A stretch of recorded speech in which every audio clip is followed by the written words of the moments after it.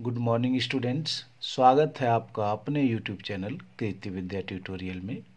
मैं हूं मिथिलेश वर्मा और आज हम लोग देखेंगे कक्षा 10 का विज्ञान मीन्स साइंस, और उसमें जो चैप्टर देखेंगे उस चैप्टर का नाम है धातु एवं अधातु।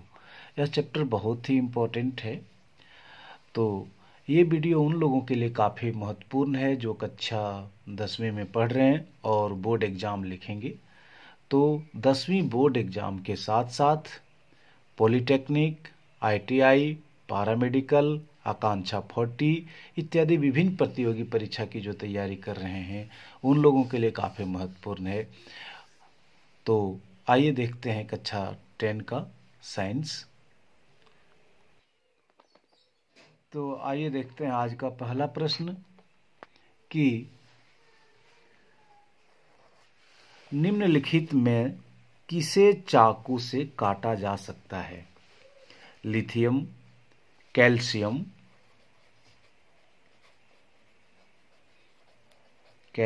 जिसको कहते हैं Ca, copper Cu, iron Fe, किसे हम लोग चाकू से काट सकते हैं?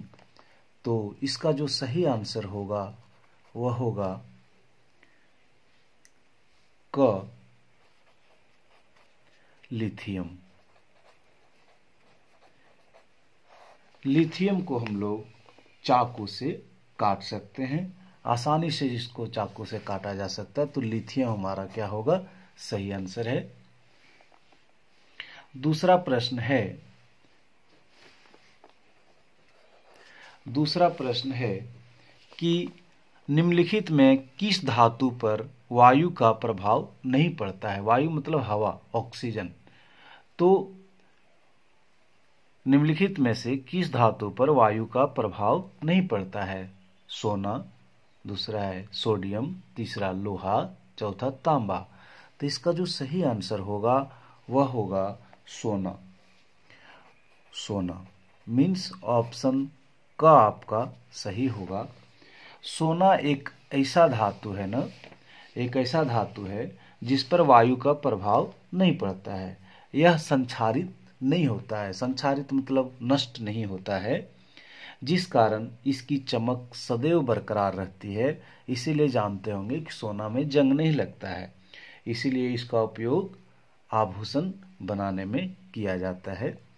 तो आप समझे होंगे कि किस धातु पर वायु का प्रभाव नहीं पड़ता है, तो वह है सोना। इस पर वायु का प्रभाव नहीं पड़ता है, जिससे यह संक्षारित नहीं होता है। तो इसका सटीक आंसर जो होगा वह सोना होगा। मैं लिख भी दूं क्या? इसको लिख देता हूं। सोना एक ऐसा धातु है, सोना एक ऐसा धातु है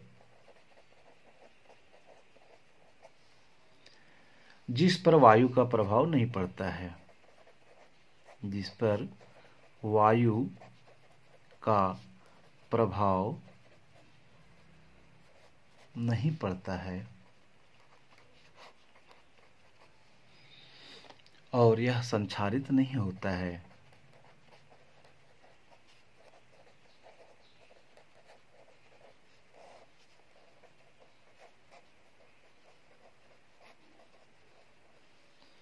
जिसके कारण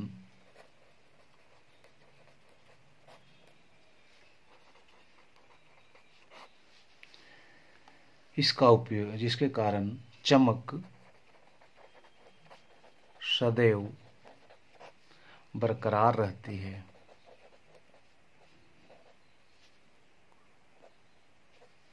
बरकरार रहती है, इसीलिए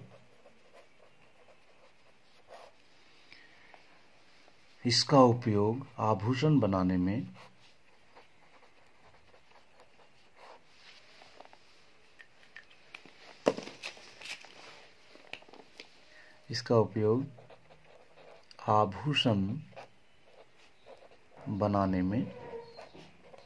किया जाता है।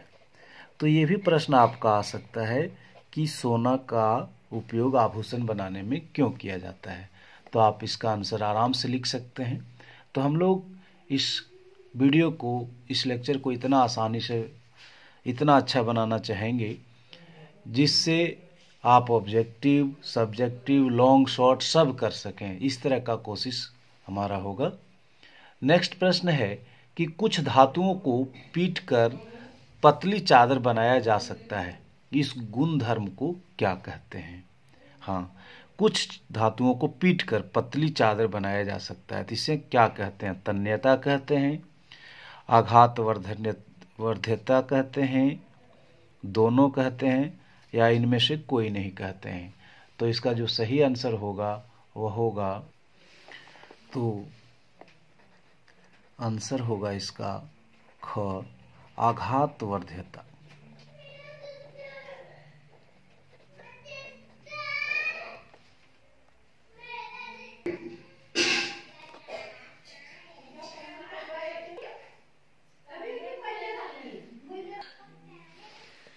यदि किसी धातु को, इसका डिटेल लिख देते हैं, यदि किसी धातु को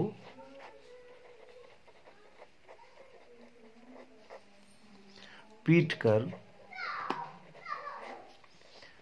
पतली चादर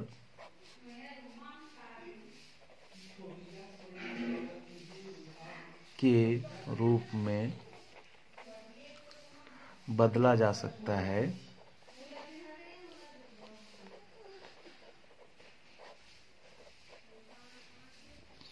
तो वह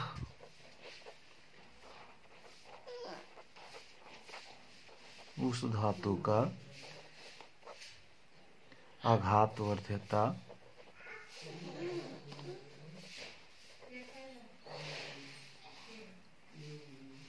का गुण कहलाता है।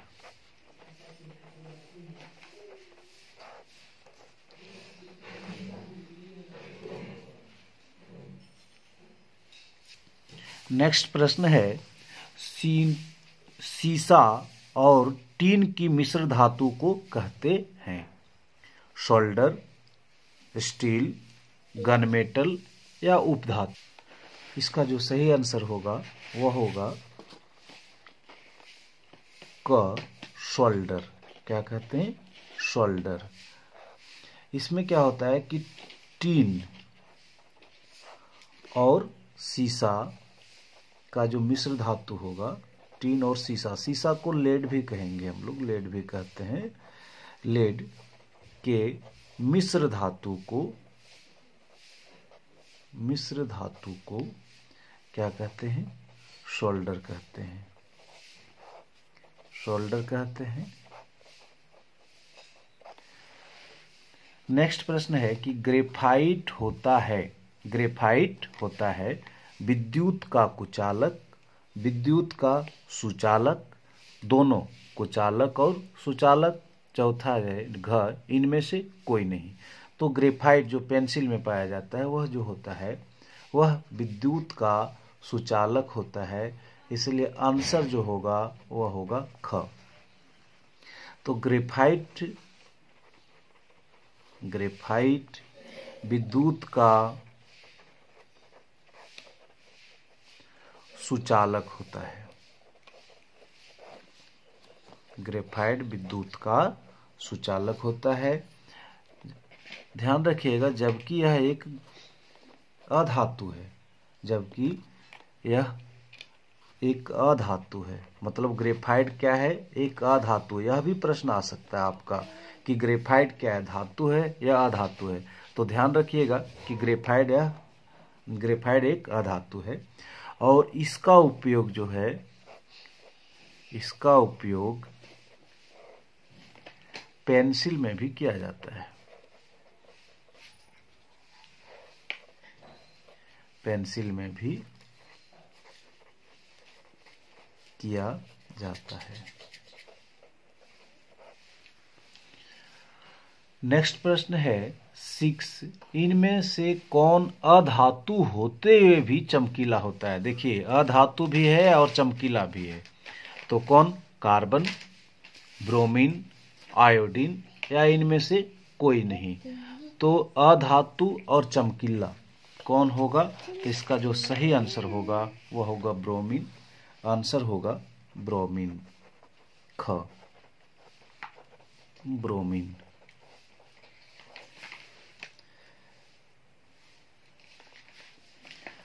तो लिख देते हैं, ब्रोमीन एक ऐसा अधातु है, एक ऐसा अधातु है जो चमकीला होता है।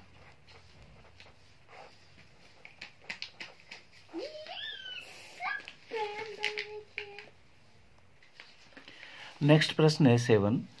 विद्युत बल्ब का तंतु किस धातु का बना होता है? हम लोग आप देखे होंगे बल्ब, अभी तो LED CFL आ गया है, तो पुराने ज़माने में या तो आज से 5 साल पहले अभी भी चलता है विद्युत बल्ब, तो उसमें एक तंतु लगा रहता है पतला सा, वह किस धातु का बना होता है, ये प्रश्न है।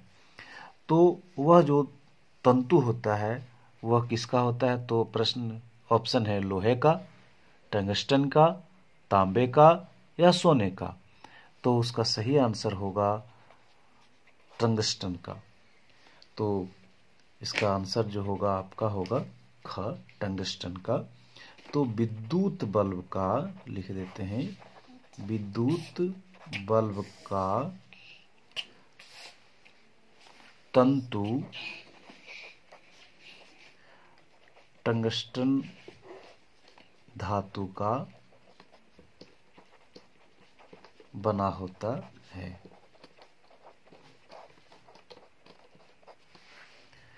नेक्स्ट है पीतल क्या है? धातु है, अधातु है, मिश्र धातु है या उपधातु है? तो क्या है पीतल?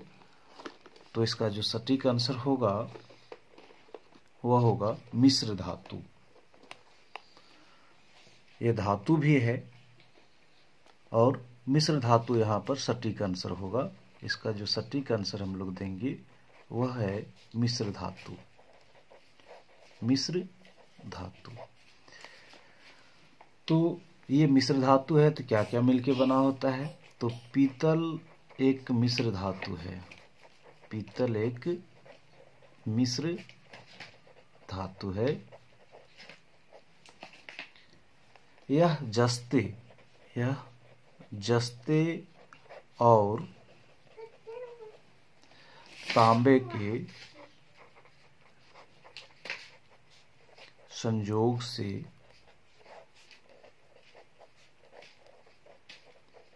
मिलकर बना होता है, मिलकर बना होता है। आप इसमें ये भी ध्यान रखिएगा, इस तरह भी प्रश्न आ सकता है कि पीतल जो है मिश्र धातु है किसका किसका? तो जस्ते और तांबे का। ये भी आपके लिए प्रश्न एक बन जाएगा। नेक्स्ट प्रश्न है कि लोहा एवं इस्तेमाल, इस प्रश्न में हम लोग देखेंगे लोहा को जंग से सुरक्षित रखने के लिए उस पर किस धातु की परत चढ़ाई जाती है? तांबा का, चांदी का, सोना का या जिंक का? तो इसका आंसर जो होगा वह होगा घ मतलब जिंक का। जिंक का परत चढ़ाया जाता है लोहा को जंग से सुरक्षित रखने के लिए, उस पर जिंक मतलब जस्ता है ना। इस जस्ता भी यदि ऑप्शन में तो देखिएगा, तो इसको लोहे को जंग से सुरक्षित रखने के लिए उस पर जिंक का पतली परत चढ़ाई जाती है।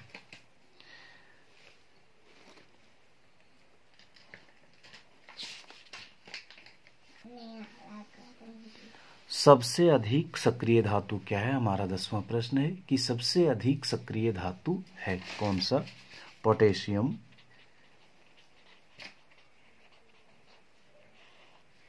सोडियम, लोहा और तांबा। इन सबों में सबसे अधिक, ये चारों में से सबसे अधिक सक्रिय धातु कौन है? तो इन चारों में सबसे अधिक सक्रिय धातु जो होगा वह होगा आपका सोडियम, सोडियम। तो सबसे अधिक सक्रिय धातु, सबसे अधिक सक्रिय धातु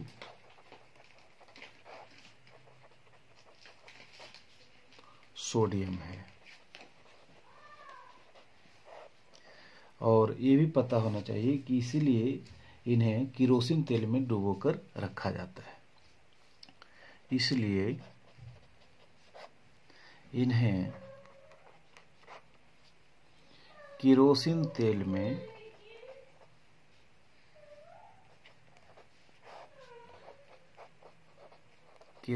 तेल में डुबोकर रखा जाता है। तो इन चारों में से सबसे अधिक सक्रिय धातु कौन है? तो सोडियम। और ये भी प्रश्न आता है कि सोडियम को किरोसिन तेल में डुबोकर क्यों रखा जाता है? तो यह एक सक्रिय धातु है और इसीलिए इसे बहुत अधिक सक्रिय धातु है, इसलिए इसको किरोसिन तेल में डुबोकर रखा जाता है। एक नेक्स्ट प्रश्न है हम लोगों का कि कौन सा अधातु कमरे के ताप पर द्रव होता है? द्रव लिक्विड फॉर्म में होता है। ब्रोमीन, पारा, तांबा या एल्युमिनियम। तो ये प्रश्न बड़ा अच्छा है, इसमें आप आराम से मार दीजिएगा पारा।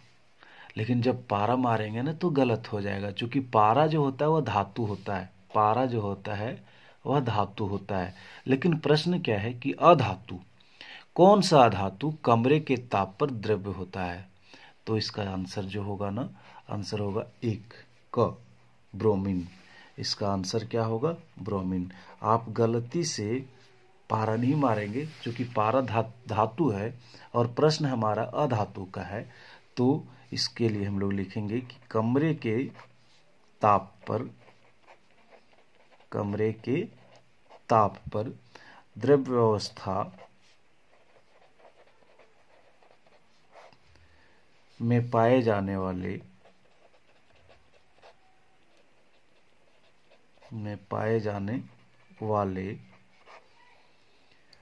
अधातु वो कौन है? तो है ब्रोमीन। ध्यान दीजिएगा इस पे, आप गलती से पारा मार के नहीं आ जाएंगे। नेक्स्ट है कि सबसे अधिक तन्य धातु कौन है? सबसे अधिक तन्य धातु कौन है? चांदी, तांबा, एल्युमिनियम, सोना। तो इसका तन्य मतलब जिसको एकदम खींचा जा सकता है, तार बनाया जा सकता है। तो इसमें जो सटीक आंसर होगा वह होगा सोना। सोना को ना बहुत अधिक खींचा जा सकता है, तो इसका सबसे अधिक तन्य धातु कौन होगा? सोना। तो इसका आंसर जो होगा हमारा वह होगा घ, सोना। सोना सोना इसके बारे में थोड़ा लिख लेंगे हम लोग। सोना सबसे अधिक तन्य धातु है। तन्य धातु है क्योंकि इसे पतले तार में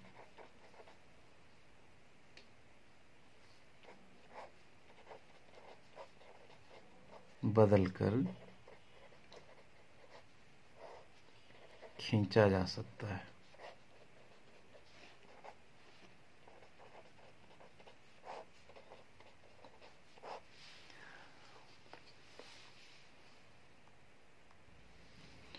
नेक्स्ट प्रश्न है कि कौन विद्युत का सर्वोत्तम सुचालक है? Cu मतलब कॉपर, Ag मतलब चांदी, Al मतलब एल्युमिनियम और Fe मतलब लोहा। तो ये हो गया कॉपर, इसको हम लोग बोलते हैं चांदी, इसको हम लोग बोलते हैं एल्युमिनियम और इसको बोलते हैं लोहा। तो सर्वोत्तम सुचालक, ये चारों में से सबसे अच्छा सुचालक कौन है, मतलब जिससे बिजली सबसे अच्छे तरीके से पास हो सकता है, प्रवाहित हो सकता है। तो इसमें सबसे सटीक आंसर यहाँ होगा ख आंसर, Ag मतलब चांदी। तो विद्युत का यहाँ पर विद्युत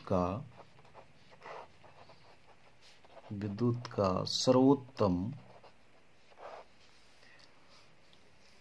सुचालक चांदी मीन्स Ag है। नेक्स्ट है कि निम्न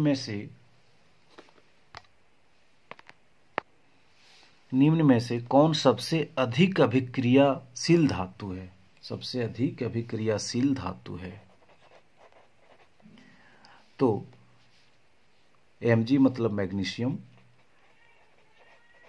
मैग्नीशियम, दूसरा Cu मतलब कॉपर, तीसरा Na मतलब सोडियम और K मतलब पोटेशियम। तब सबसे अधिक अभिक्रियाशील धातु कौन है, तो इसका जो आंसर होगा वह होगा घ पोटेशियम। आंसर आपका होगा पोटेशियम। सबसे अधिक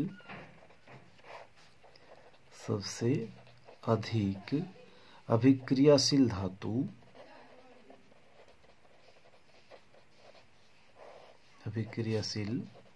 धातु के मतलब पोटेशियम है।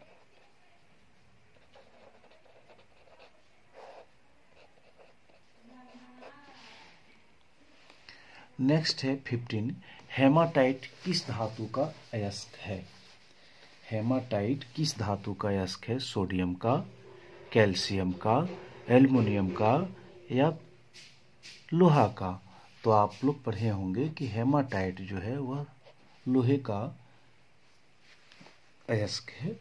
तो इसका सही आंसर जो होगा वह होगा घ। आंसर जो होगा वह होगा घ। हेमाटाइट जो है,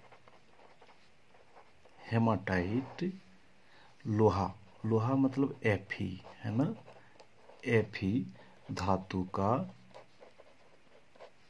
अयस्क है।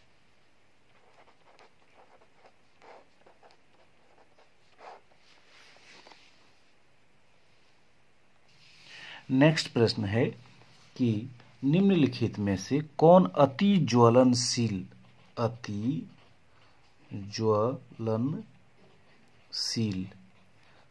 ज्वलनशील है।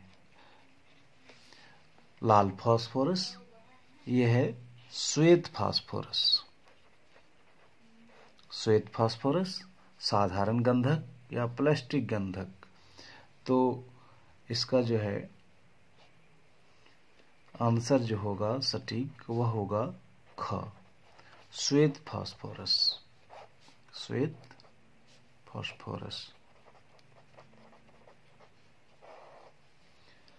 तो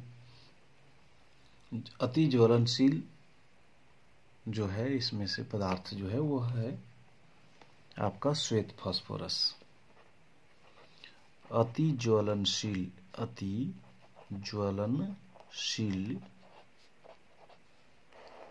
ज्वलनशील जो होता है वह होता है श्वेत फास्फोरस।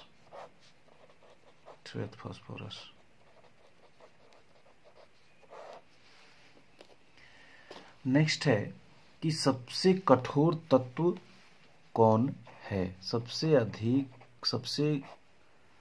कठोर तत्व कौन है, सोना, चांदी, जिंक या हीरा।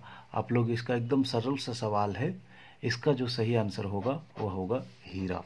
हीरा सबसे कठोर तत्व होता है। हीरा सबसे अधिक कठोर तत्व होता है।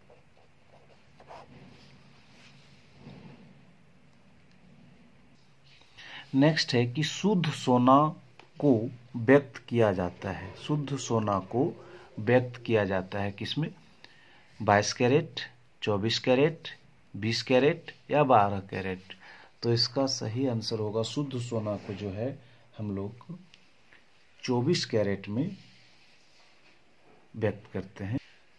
तो इसका आंसर जो होगा वो होगा ख। तो शुद्ध सोना 24 कैरेट का होता है। शुद्ध सोना 24 कैरेट का होता है। नेक्स्ट है कि धातुओं की प्रकृति होती है। धातुओं की प्रकृति होती है विद्युत धनात्मक, विद्युत ऋणात्मक, उदासीन या इनमें से कोई नहीं। तो धातुओं की प्रकृति जो होती है वह क्या होती है? तो विद्युत धनात्मक, विद्युत धनात्मक। इसलिए सही आंसर जो होगा वह होगा क। तो लिख देते हैं थोड़ा कि धातुओं की प्रकृति, धातुओं की प्रकृति विद्युत धनात्मक होती है। इसी कारण, ध्यान रखिएगा, इसी कारण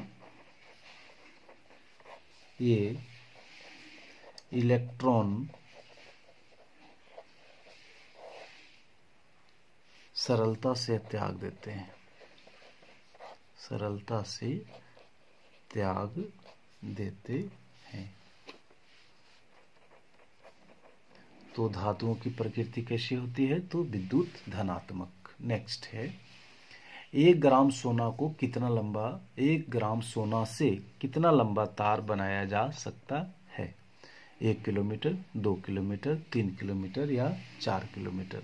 तो इसका सही आंसर होगा ख। आंसर जो होना है हमारा सही वह होगा ख। सोने से 1 ग्राम सोने से, 1 ग्राम सोने से 2 किलोमीटर लंबा तार खींचा जा सकता है। इसको ध्यान रखिएगा, खींचा जा सकता है।